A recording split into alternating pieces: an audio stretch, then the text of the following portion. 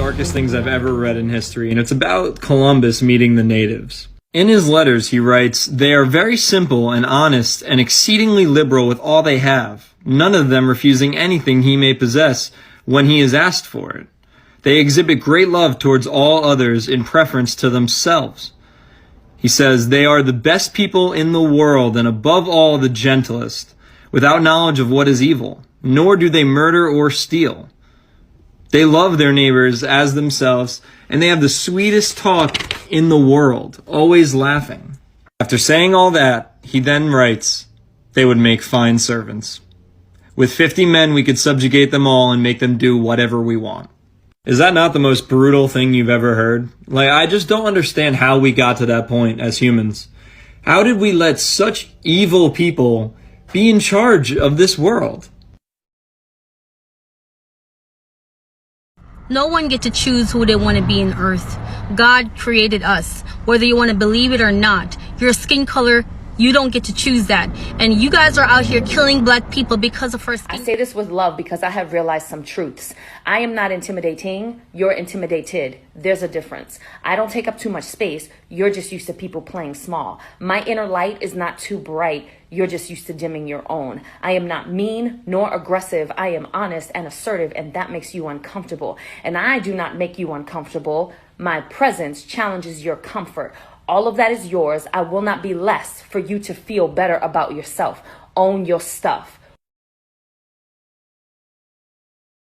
Y'all, I notice y'all really can't stand it whenever I make a post defending black men. There's always a barrage of comments like, we gotta hold them accountable. Don't get me wrong, I'm all for accountability, but when do we not hold black men accountable? It's like every day, every time I get on the internet, someone is always talking about what black men not doing right. As a matter of fact, the only time we do bring up black men is to hold them accountable for the stuff that they not doing. I mean, it's almost like we're letting our personal experiences and the media, first and foremost, dictate how we feel about our own men. Never mind the several instances of black men who are protecting black women. Never mind the black man who pulled a black woman out of a burning building. Never mind the black man who jumped in front of a group of girls and lost his life defending them. Never mind the black men who are taking 12-hour shifts to defend a black woman in their neighborhood. Never mind that the majority, the vast majority, over 80% of black men are married to black women. We gotta stop letting the media tell us that our men don't love us and protect us. That's a lie. This country is hell-bent on destroying our men. Let's not help them. We pledge allegiance to your flag of the United States of America and to your republic for which it stands, one nation, under God, indivisible, with liberty and justice for who? For you?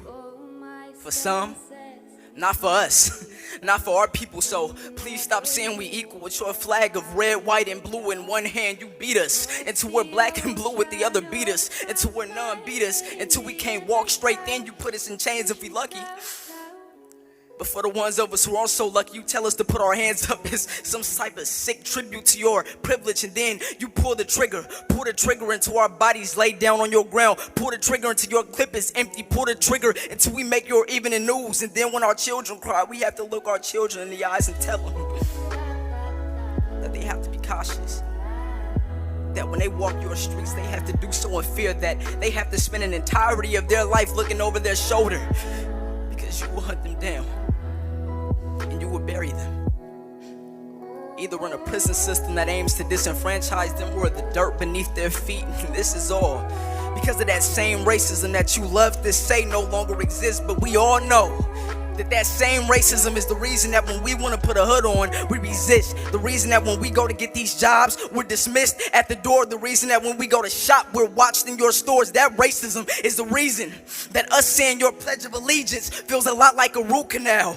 or a whip's impact against our flesh, or a baton to our head, or a bullet in our back, or tear gas at a Black Lives Matter protest. That racism is the reason that 3 women clenched their purses as I walked through the entrance of this very building. It hurts that I have to remember that the system I was born into was built to work against me. Hurts that I have to remember. Hurts that I have to remember. Hurts that I have to harsh that I actually have to remember that you will happily invest more money into the preservation of wildlife than you ever will into the preservation of black life. Let me ask y'all a question. When y'all turn on your TVs and witness another black body laid out on your concrete, what do y'all see? Another murder? Another sad story?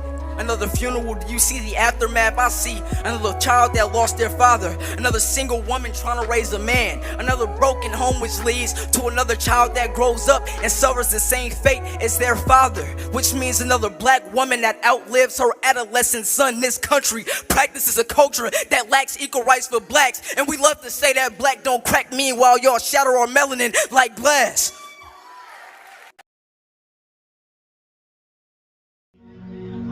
They couched it in language. They made everything black, ugly, and evil. Look in your dictionary and see the synonyms of the word black. It's always something degrading and low and sinister. Look at the word white. It's always something pure, high, and clean. But I want to get the language right tonight.